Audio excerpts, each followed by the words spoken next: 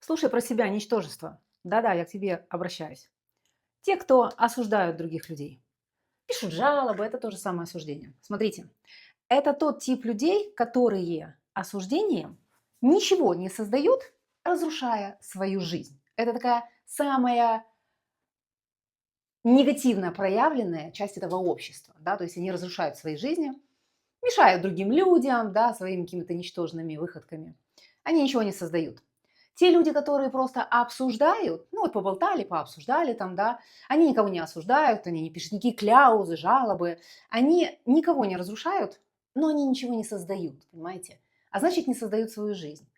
И есть третья когорта людей, которые создают. Они никого не осуждают, они никого не обсуждают, они создают. Так вот, я отношу себя к тем людям, которые создают. А те люди, которые пишут всякую, вы разрушаете свои жизни.